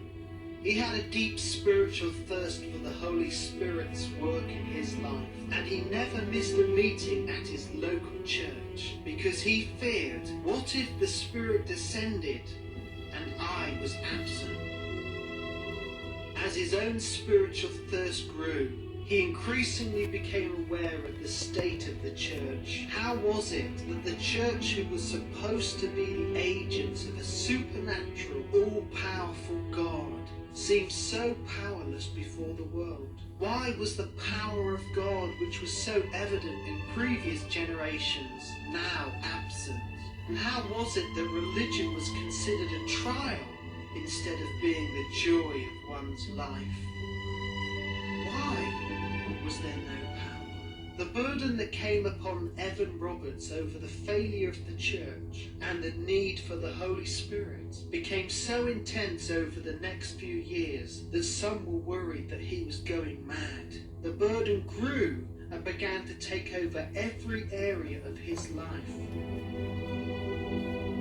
At one meeting where Seth Joshua had been preaching and Evan Roberts was attending, Seth prayed, "Lord, bend us." And the Holy Spirit put this emphasis upon Evan Roberts. "That's what you need," said the Spirit. And then Evan began to pray, "Lord, bend me." During a meeting the next day, Evan Roberts cried out to the Lord in agony. Falling upon his knees and with tears gushing forth, he cried out for the Lord to bend him. As he cried out, he submitted his will to the Holy Spirit and received his grace. After this experience, he said, "I felt ablaze with the desire to go through the length and breadth of Wales to tell of the Saviour." It was Monday the 31st of October 1904 when Evan Roberts held a meeting in his home church in the schoolroom next to the main church building. The prayer meeting had ended and the youth meeting followed with 18 present. The youth seemed hard and non-responsive, and as Evan called for people to make a public confession of Christ, they were very reserved. But over a few hours, every person submitted to Christ Jesus. There was no one massive breakthrough that night, but piece by piece, ground was taken from the enemy as people confessed Christ and as Roberts kept praying and urging others to respond. Over the next week, things began to move as people responded to the Lord. By the end of the week, people were talking of the revival in their daily lives. Numbers were growing and people began to seek God for more. Soon revival was spreading around Wales and many people were being used by God. For Evan Roberts, he was invited to speak in many places. His style was unorthodox. Sometimes he would pray behind the pulpit or weep as he sought God. Often he would lead the people to pray, bend the church, and save the world. Once he preached God's three gifts to the world are the Bible, his Son, and the Holy Spirit. Have you received them? And remember, he will not come to stubborn people. If you are disobedient, ask him to bend you, not to save you now, but to bend you. Young women would sing, and people would weep and stand up to confess Christ. Often there was no formal sermon, but instead the testimonies, prayers, the singing of hymns, and the urging of Roberts became the message. Evan Roberts said there were 4 things necessary for the revival blessing. Number 1, is there any sin in your past with which you have not honestly dealt with or not confessed to God? On your knees at once, your past must be put away and cleansed. Number 2, is there anything in your life that is doubtful? Anything which you cannot decide is good or evil? Away with it. There must not be a trace of a cloud between you and God. Number 3, there must be an entire giving up of ourselves to the Spirit. Do what the Holy Spirit prompts without hesitation or fear. And number 4, make a public confession of Christ as your personal Saviour. Evan Roberts had believed God for 100,000 people to be saved, but God's word promised that he could do abundantly above all that we could ask or imagine. Within 8 months, 150,000 people had applied for church membership, and the revival historian J. Edwin Orr stated that as many as 250,000 people may have been converted.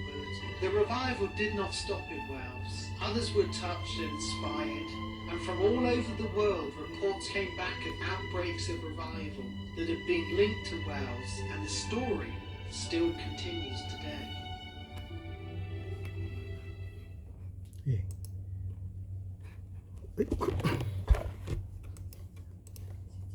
다음 게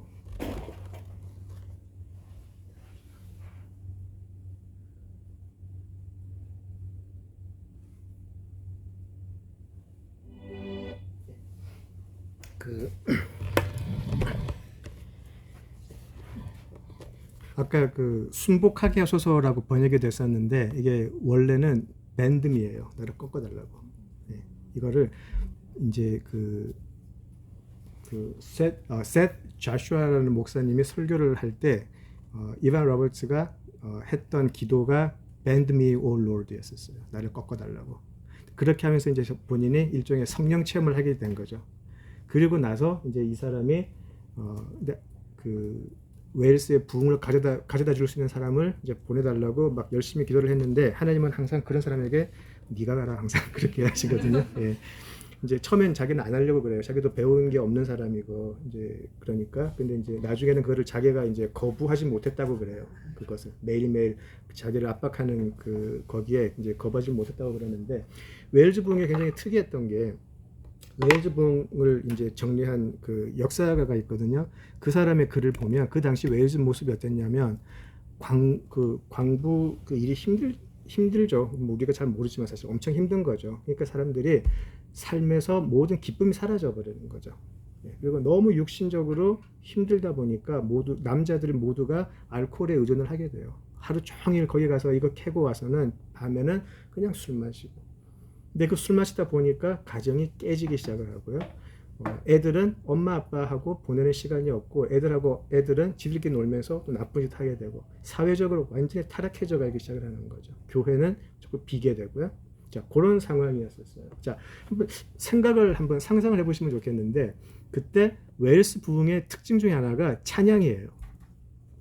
찬양이 하나 있는데 어제까지 나하고 이 노동을 하면서 술 마시고 욕하고 막 그러던 사람이 갑자기 이 집회하고 나서 찬양을 막 하기 시작을 하는 거예요. 사람들이. 그래서 어떤 기록에 보면 저녁 7시에 시작한 집회가 한 새벽 4시까지 갔다 그래요. 설교하고 들어가면 그 회중들이 집에 가지 않고 그냥 찬양을 부른대요. 너무 하나님에 감사해서. 너무 감사해가지고. 그러니까 처음에는 그 1차 대각성 운동 때처럼 사람들이 막 그냥 자기 죄 때문에 막 구르는 거죠. 괴로워하고 힘들어하지만 그렇지만 집회가 계속되면서 이런 나도 구원해 주신 하나님이 너무 감사한 거예요. 그래서 바다 같은 하나님의 사랑이라는 찬양이 있는데 그 찬양이 웨일스 부흥의 러브송이라 그래요. 그래서 한번 생각을 한번 해보시면 이 교회가 사람들이 와가지고 그냥 그 자기들끼리 기도하고 찬양하고 또 기도하고 찬양하고 이게 밤새도록 계속이 되는 거예요. 이제 그것이 처음에 일어났던 곳이 모리아 채플이에요. 아까 나왔었어요. 모리아 채플인데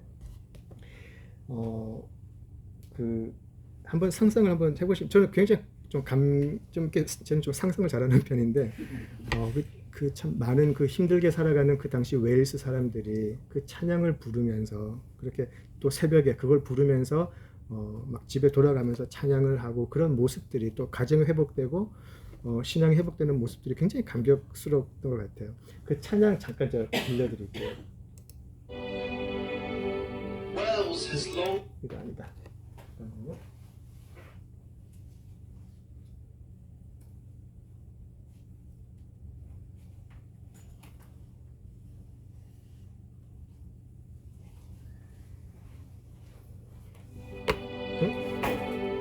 Wales has long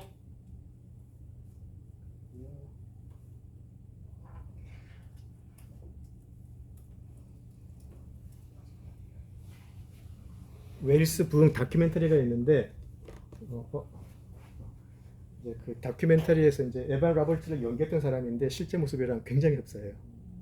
이제 그 찬양 부르는 사람은 그 휴 프라이드라는 사람인데 그 팬텀 오브 아프라 있잖아요. 이제 영국 버전에서 팬텀으로 그 했던 사람이에요. 근데 이 사람이 나중에 다 이제 그만두고 부흥사역만 해요 지금은. 찬양 부르면서. 이제 그 저기 그 워싱턴 중앙장로교회 왔었을 때만 만나봤는데 한국말을 조금 하더라고요. 한국말도 굉장히 좋아요.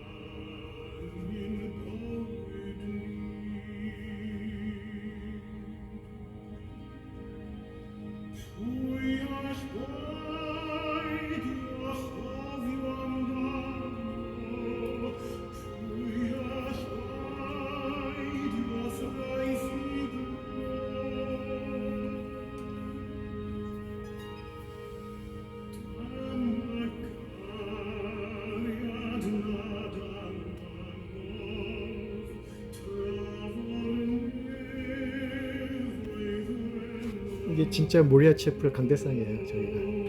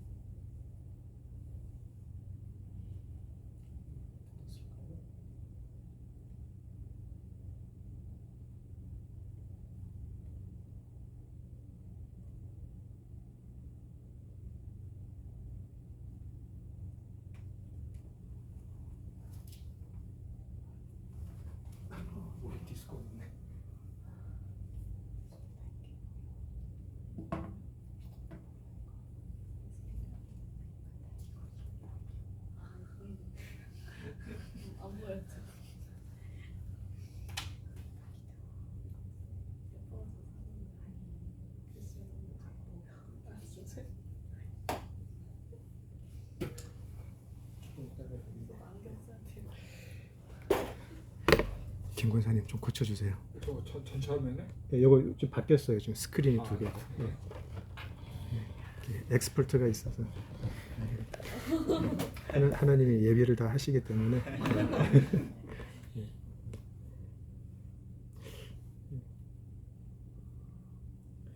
저기 보시면 제가 성령의 강한 임재의식이라고 적었는데 이게 그냥 성령이 임했다라는 그런 의식이 아니고요. 그때 기록이 어떤 기록이냐면 아까 우리 사도행전에서 보았던 것처럼 사람들이 촉각, 청각으로 다 느꼈다는 말이에요. 그리고 예배할 때만이 아니고 이때 성령의 임재가 얼마나 강했었냐면 길거리에서 사람이 걸어가다가 갑자기 하나님의 살아계심을 갑자기 이렇게 느끼게 되고 갑자기 그 앞에서 하나님의 그 거룩하심 앞에 자신의 모습을 자각하게 되고 또 아이들이 길에서 뛰어놀다가 갑자기 찬양하면서 교회로 뛰어들어오기 시작을 하고 이런 식의 임재의식이 굉장히 강했었어요. 이때는. 그러니까 무슨 말이냐면 내가 듣고 내가 거기에 반응하는 그런 회개가 아니고 압도하는 하나님의 능력이 임했다라는 거예요. 그래서 아까 우리 사도행전에 보면 호련히 어떻게? 하늘로부터. 그래서 이게 하늘로부터라는 의미가 그렇게 되는 거예요. 그냥 이야기를 하고 있는데 지호자매하고 제가 이야기를 하고 있는데 갑자기 지호자매가 저한테 어떡하죠? 나 구원 받았을까요? 이러면서 갑자기 온 자신의 존재를 통해 존재로 두려움을 느끼기 시작을 해요. 그리고 나서 이야기하고 기도하면서 마음의 평안을 얻으면서 이런 나도 구원해 주신 하나님이 너무 감사해서 입에서 시키지도 않았는데 그냥 찬양이 나오는 거예요.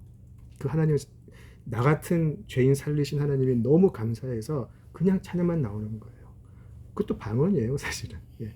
왜냐하면 성령이 나를 움직이시기 때문에 성령이 내 안에 들어오셔가지고 그 하나님의 사랑을 감당하지 못하는 거죠.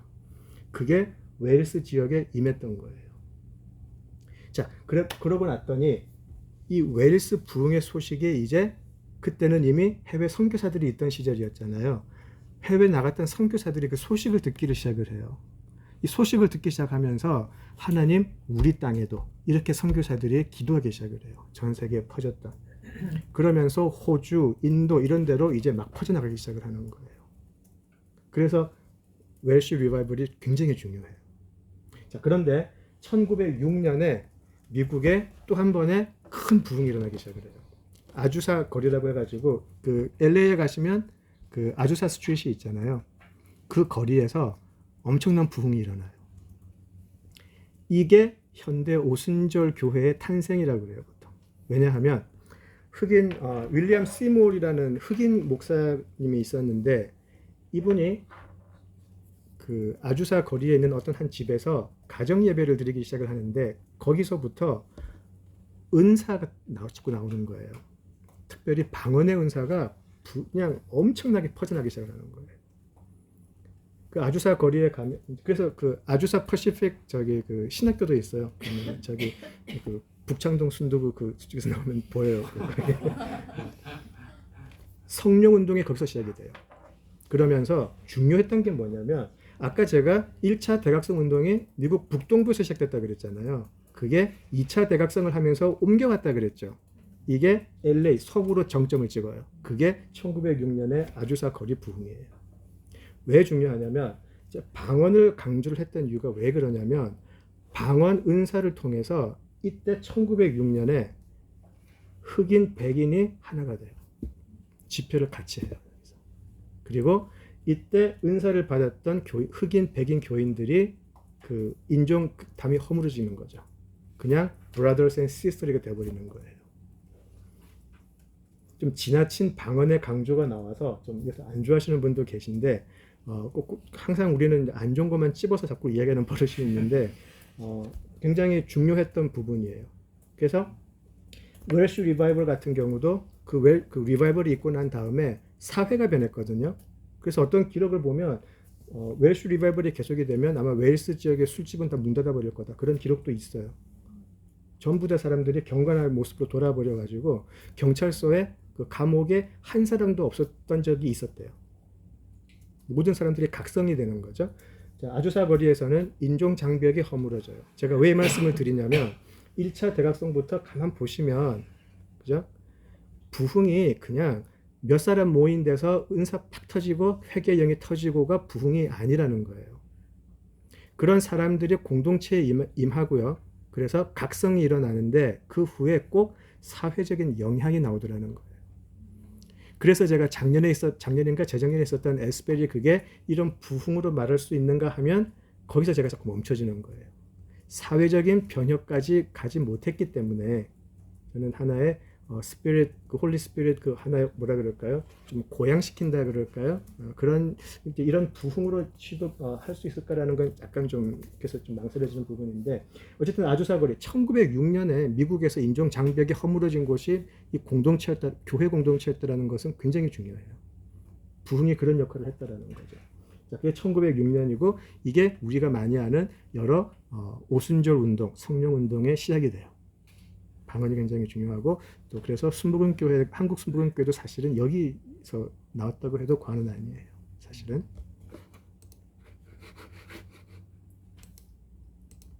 아닌데 이거 넘어가야 되는데. 슬라이드 2개 건너뛰어 있어. 슬라이드 2개.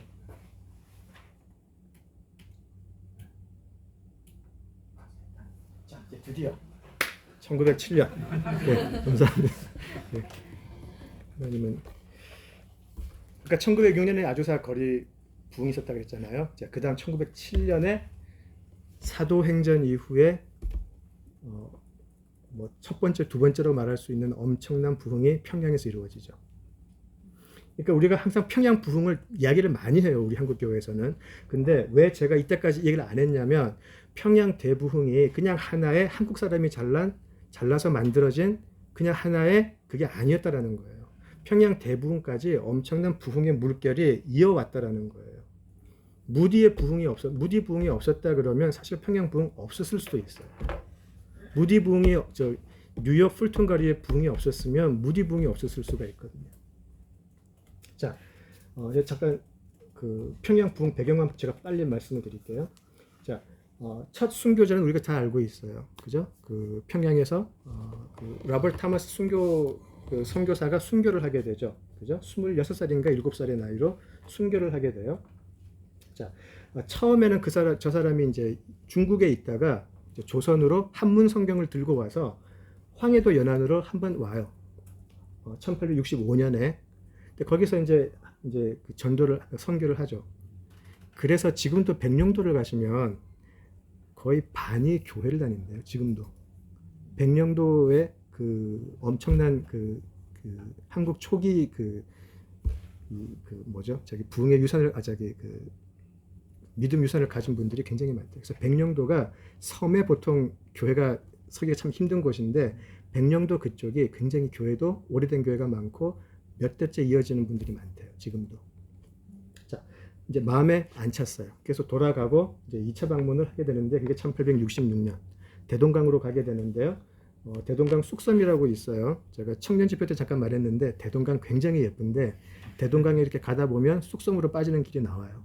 예, 근데 거기서 이제 이 배가 이제 그 제너럴 셜먼호가 그 서게 되는 거죠. 그래서 대동강에 가면 여기서 제너럴 셜먼호를 그 침몰시켰던 곳이라는 게 붙어 있어요. 자신들한테는 그게 외세를 이긴 자랑인데 우리한테는 순교지가 되는 거예요. 자, 거기서 이제 그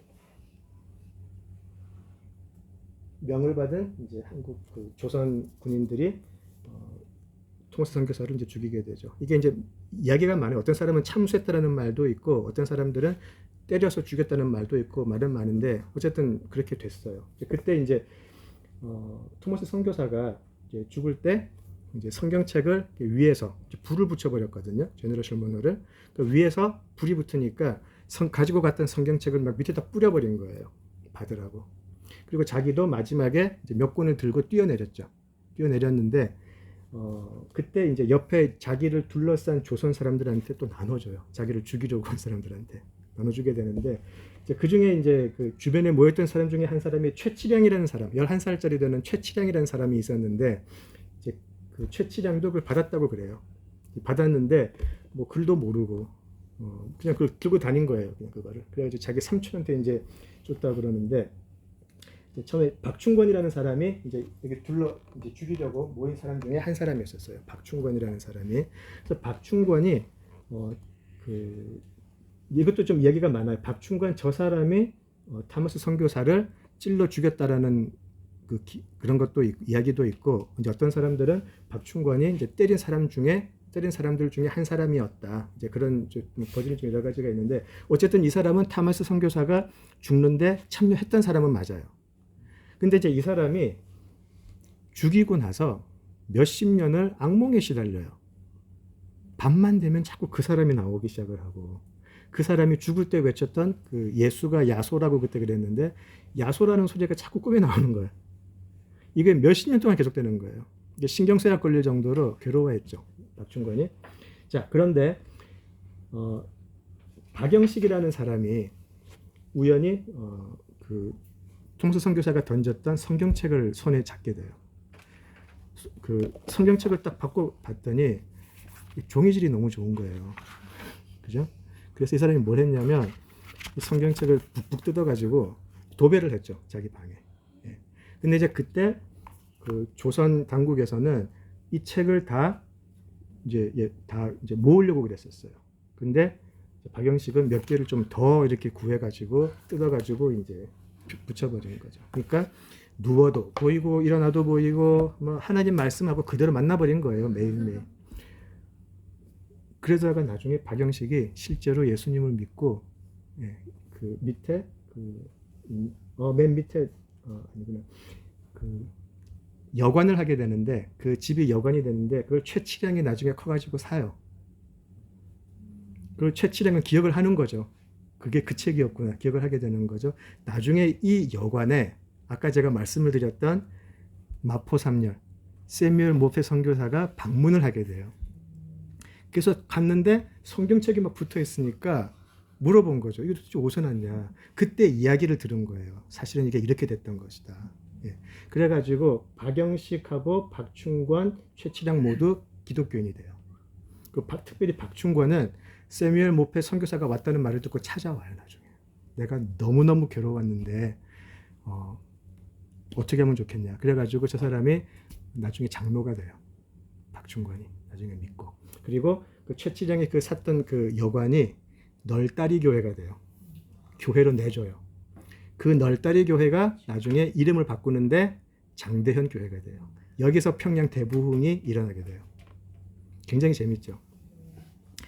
보이시나요? 장대현 교회하고 뉴욕 거리가 어떻게 연결되는지. 예, 그런 흐름이 있었어요. 자, 그런데 이제 그 당시에 첫 순교자는 토마스 선교사지만 그 당시 이제 미국에서 왔던 많은 선교사들이 있었죠. 잘 알고 있는 언도드도 있었고 아펜젤러도 있었고 호레스 엘렌이라고 해서 우리 역사 시간에 배웠어요. 제중원, 광회원. 나중에 이게 세브란스 병원이 되죠. 그죠? 예. 됐고 이제 세뮤얼 모펫이 있고 제임스 게일이 있고 이제 해외 선교사들이 특별히 무디 부흥 때 스튜어든 발런티어 무브먼트를 통해서 많은 젊은 대학생들이 오게 돼요. 그죠? 그래서 이제 선교를 하게 되고요. 그러는 가운데에서 이제 교회가 만들어지게 되고요. 소래 교회가 만들어지는데 이게 이제 우리는 지금 갈 수가 없죠. 없어졌대요. 황해도에. 남쪽에서는 세문안 교회, 예, 세문안 교회 직장인 기도 모임 참석자, 예, 거기 지금도 있을 거예요. 예, 세문안 교회, 또 정동 제일 교회, 예, 전부 다 그때 시작이 되었고요. 장대형 교회가 평양에서 이제 시작이 되고 장대형 교회에 이제 그 교인 수가 너무 많아지니까 산정현 교회가 또 분립이 돼요. 이 산정현 교회는 나중에 한국 전쟁 때 부산으로 와서 부산에 가도 산정현 교회가 있어요. 부산에. 자, 그렇게 이제 그 흐름이 시작이 되는데, 자, 이제 1907년 평양 대부흥을 이제 이야기를 할 텐데요. 자, 이것 역시 1907년에 갑자기 나타났던 것이 아니고, 항상 평양 대부흥은 1903년에 원산 부흥을 먼저 이야기를 해야 돼요. 원산 부흥이 1903년부터 1906년 동안 원산 지역에 있던 해외 선교사들을 중심으로 시작이 됐었어요. 로마서 할 때 잠깐 말씀을 드렸던 것 같은데 로버트 하디라고 하는 캐나다 선교사부터 시작이 돼요. 그때 원산에 와 있던 해외 선교사, 여자 선교사님 둘이서 기도 모임을 해요. 기도 모임을 하다가 로버트 하디 선교사한테 부탁을 해요. 설교 좀 해주세요. 우리 기도해야 하는데. 근데 이제 로버트 하디는 토론토 대학의 그 의대생이었었어요. 그러니까 한국으로 치면 서울대 의대생이었었어요. 근데 그런 사람이 조선이라는 나라에 갔다라는 거죠, 선교사로. 사실 그건 자체로만 해도 대단하다고 생각을 하는데 이게 이 사람한테는 안 좋았던 거예요. 그 프라이드가 너무 있었어요, 로버트 하디는. 내가 이래봬도 최고의 재원인데 내가 이러고 있으니까 조선 사람들을 아주 깔봤던 거예요. 아주 깔보고 우습게 봤던 거예요. 자, 그런데 로버트 하디가 그 기도 모임의 설교를 준비하다가 은혜를 받아버린 거예요. 이 설교를 준비하다가 하나님의 진노한 하나님의 손에 붙들린 자기 자신을 보게 된 거예요. 내가 죄인이었구나. 그걸 준비하다가. 그래서 이제 로버트 하디가 그 모임에서 자기 죄를 고백을 해요. 사실 나는 조선인을 사랑하지 않았다. 나는 조선인들을 경멸했고 항상 나는 우월주의에 있었다. 이것을 눈물로 회개하기 시작을 해요. 이게 원산 부흥의 시작이에요. 그러면서 원산 지역에서 이제 사람들이 같이 회개하기 시작하는 거예요. 선교사님, 사실은 저도 선교사님 너무 미워했어요. 이제 이러면서 이제 서로 용서하고 화해하고 이게 막 번지는데 원산 지역에부터 시작을 해가지고 인천, 평양으로 이게 쫙 되고요. 이때부터 부흥회라는 말이 이제 시작이 됐다 그래요. 이때부터. 그러니까 통용됐다라는 거는 일반적으로 쓰기 시작했다라는 거죠. 이때부터 부흥회. 자, 이 소식을 평양에서도 들었고 서울에서도 들었고 다 들었어요. 자, 그러고 나서 1907년 평안남도 남자 사경회가 있었어요. 그때는 사경회라는 게 그 당시는 한 일주일 동안 보통 했다 그래요. 그래가지고 자기 먹을 거 자기가 들고 와가지고 하루 종일 말씀 듣고 기도하고 찬양하고 그걸 이제 일주일 동안 계속 하는 건데, 자 1월 2일부터 1월 15일까지 이게 이제 그 한 거의 2주 정도 준비가 되어 있었는데 별 그게 없었대요. 1월 2일부터 1월 한 12일까지는 밋밋했대요, 그냥. 근데 원산 부흥의 소식을 들었던 그 교회 리더들은 답답한 거예요. 왜 여기서는 이게 회개 성령의 불이 안 붙지? 그런 좀 그게 있었던 거죠. 자, 그런데 1월 13일에 이 길함 목사라고 해가지고 장대형 교회 일대 목사님인데, 이길함, 저기 한국 사람이 아니고 그레엄 리라는 미국 사람인데 이제 한국 이름이 이길함이에요. 자, 우리 일리노이에서 태어났고 맥코믹 신학대학 나왔고요. 우리 일리노이 출신이에요. 자, 이분이 기도회를 인도를 하는데 여기서부터 뭔가 사람들이 이상한 걸 느끼기 시작을 해요. 그리고 1월 14일 우리가 잘 알고 있는 길선주 장로가 자신의 죄를 공개적으로 회개를 해요. 사실은 내가 내 죽은 친구에게서 이제 유산을 받아서 이제 어떻게 해달라고 부탁을 했는데 그걸 내가 그거 했다. 그렇게 하면서 공개적인 회개를 했는데 갑자기 그때 모였던 사람들이 하나 둘씩 일어나면서 자기들의 죄를 회개하기 시작을 하는 거예요. 공개적으로. 사실은 제가 바람을 폈었습니다. 제가 와이프를 두고 첩 6명을 데리고 살았습니다. 막 그런 걸 막 하는 거예요. 사실은 제가 누구 돈을 훔쳤습니다. 막 그런 걸 하게 되는 거죠. 자, 그때 강력한 또 성령의 임재가 임해서 역시 회개의 영이 사람들을 완전히 그냥 또 감싸버리는 거예요. 감당할 수 없을 정도로. 시키지도 않았는데 여기저기서 사람들이 죄를 회개하고 이런 저도 용서받을 수 있겠습니까? 저를 위해서 기도해 주세요. 이게 계속되는 거죠. 자, 그리고 나서 그때는 아까 평안남도 남자 사경이라 그랬잖아요. 그럼 여자들은 어디 갔었을까요? 산정현 교회에 있었어요. 같이 예배를 못 드렸었어요, 그때는.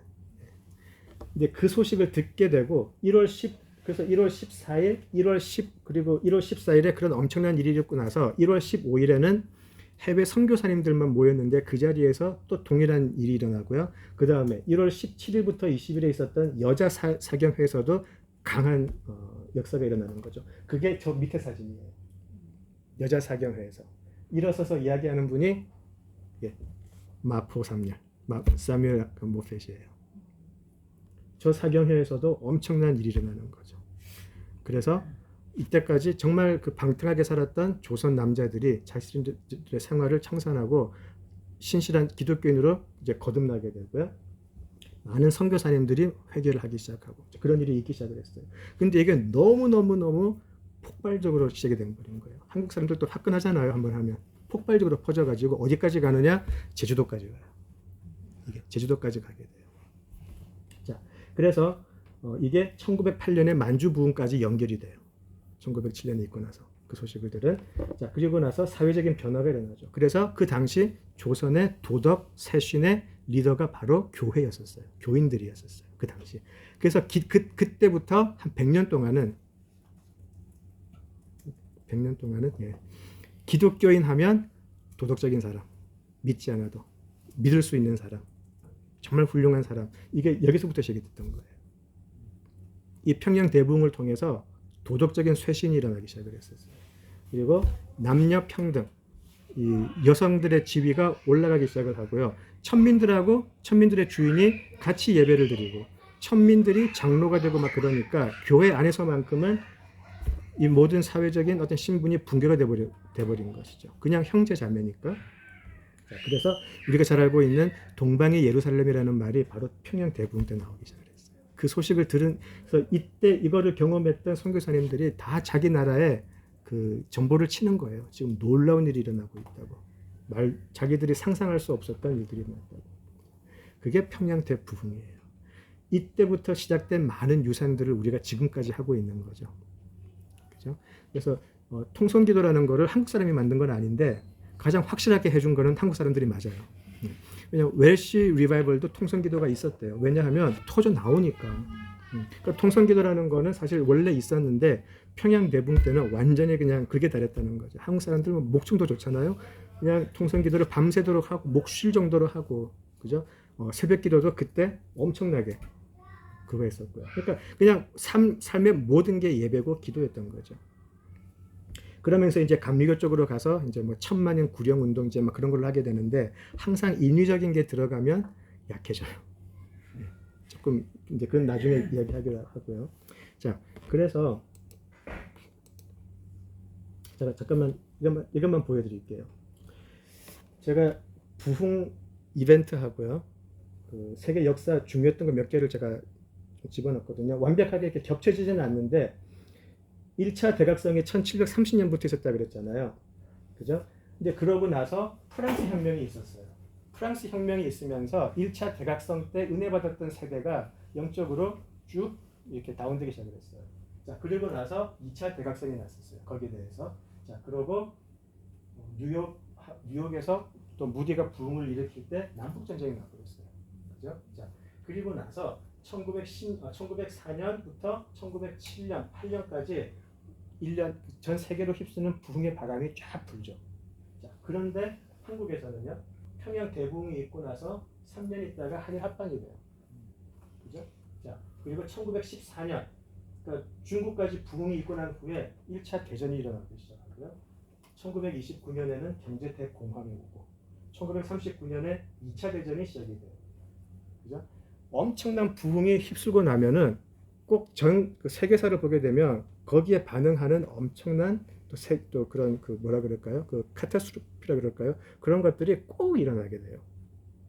이런 계속되는 그 작용, 그 반작용이 반복되더라는 거죠. 자, 그리고 나서 1950년 한국 전쟁이 일어날 때 영국의 헤브리디스라고 하는 곳에서 또 한 번 엄청난 부흥의 역사가 일어나기 시작해요. 그리고 나서 베트남 전쟁이 일어나죠. 자, 그런데 우리한테 잘 알려지지 않았는데 인도네시아 티모르에서 엄청난 이거는 사도행전에서 나오는 모든 이적이 일어난 부흥이라고 그래요. 죽은 사람도 살아난. 예. 근데 인도네시아 부흥을 지금 연구하는 사람들이 많지를 않은데 인도네시아 지역에서 엄청난 부흥이 일어났는데 요즘 선교사님들이 인도네시아 얘기를 굉장히 많이 해요. 뭔가 좀 그 이슬람 국가에서 뭔가 지금 그 교회 성장세가 심상치가 않다라는 말을 많이 하세요. 요즘 인도네시아 지역에. 자, 그리고 나서 중국에서요. 1908년에 엄청난 부흥이 있었는데 1969년에 문화 대혁명이 일어나면서 모든 교회가 문을 닫게 되고 선교사들은 쫓겨나고, 그죠? 완전히 문을 닫게 돼 버리죠. 자, 그런데 바로 다음 해에 미국에서는 에스베리 대학에서 진짜 부흥이 한번 일어나요. 1970년에. 그래서 계속 이 세계사하고 부흥의 그걸 보면은 굉장히 이렇게 좀 뭐라 그럴까요? 이렇게 지그재그라 그럴까요? 그러니까 여기서 부흥이 나면 여기서 이런 그 불행한 일들이 일어나고 부흥이 나고 이게 반복이 돼요. 자, 그런데 1950년대 이후에 이제 그런 부흥이 있었는데, 자, 중국 지하교회를 잠깐 말씀을 드릴게요. 1949년에 약 50만 명이었다 그래요. 50만 명, 중국에. 인구에 비하면 사실 작죠, 형편없이. 자, 50만 명 정도밖에 안 됐던 그 기독교인들이 문화 대혁명이 일어나면서 전멸하지 않았을까? 그 생각을 한 거죠. 요즘 무슨 영화 나왔다고 그러던데요. 삼체요. 예. 문화 대혁명. 그거 삼체? 삼체. 예. 그게 문화 대혁명에 관한 거라고 들었는데, 그게 한 문화 대혁명이 일어나면서 중국 교회는 씨가 마르지 않았을까라고 다 생각을 했던 거죠. 근데 1979년인가 그때 문화 대혁명이 끝나고 나서 요즘 추산으로 5천만 명을 잡아요. 어떻게 설명을 할 수 있을까요? 설교자도 없었고, 그죠?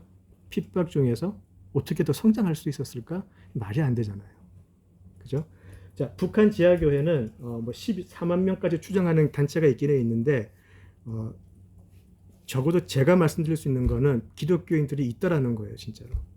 공개적인 봉수교 다니는 분들 말고 지하로 믿으시는 분들이 실제로 있었어요. 말씀을 다 드릴 수는 없지만, 자, 말씀 하나만 드리면, 그 윤상현 교수님이라고 계세요. 코스에서 만났지. 그분이 그 말을 하더라고요. 한 번은 이제 그분은 그 북한에서 그 의사이시거든요. 근데 이렇게 밤에 이제 하루는 좀 늦게 일이 맞춰가지고 이제 오피스에 늦게까지 있다가 이제 불을 끄고 나오는데 복도를 이렇게 병원 복도를 걸어오는데 뒤에서 그렇게 하더래요.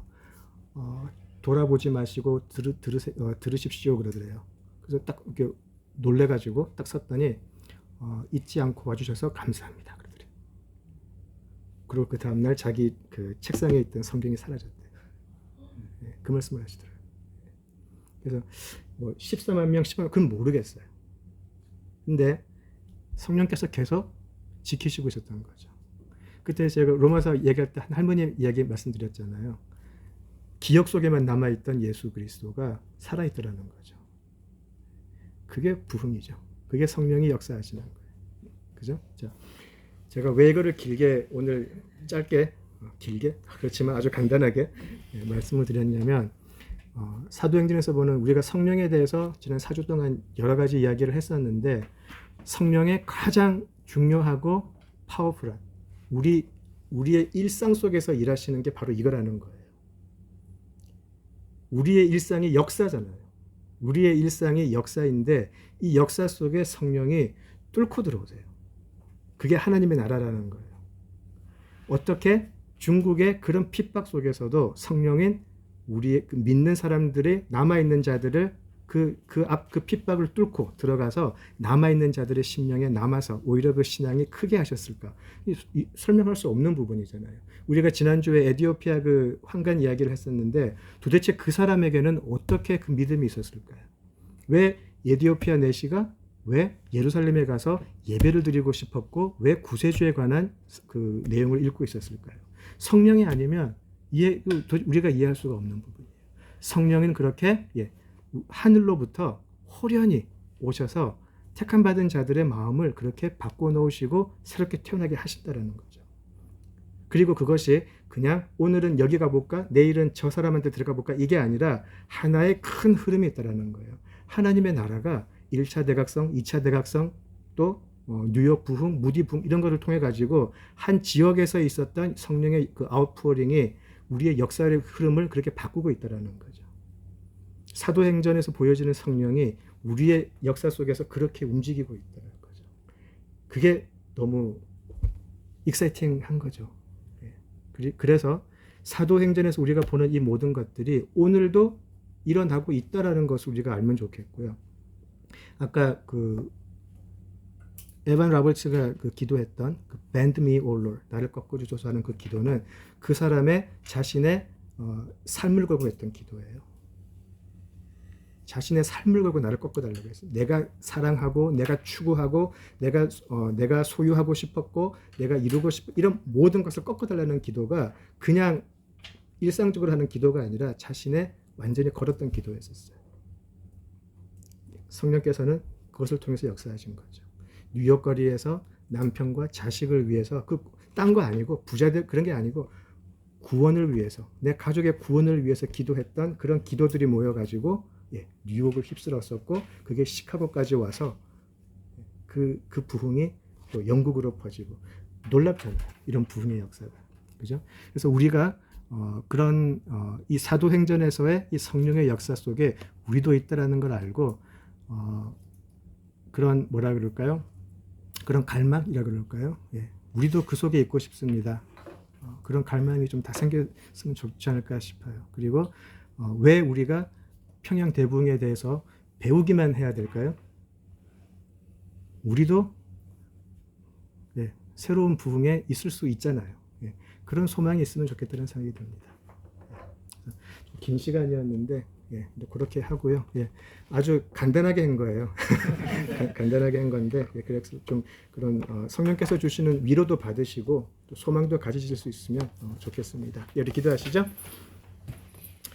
아버지 하나님 은혜를 감사합니다. 무엇보다 감사드리는 것은 우리를 잊지 않으시고 세상에 그냥 버려두지 아니하시고 반드시 하나님의 나라를 우리 각자의 삶 속에 또 이 세상에서 회복하기를 원하시는 하나님의 그 열심과 하나님의 사랑과 신실하심을 감사합니다.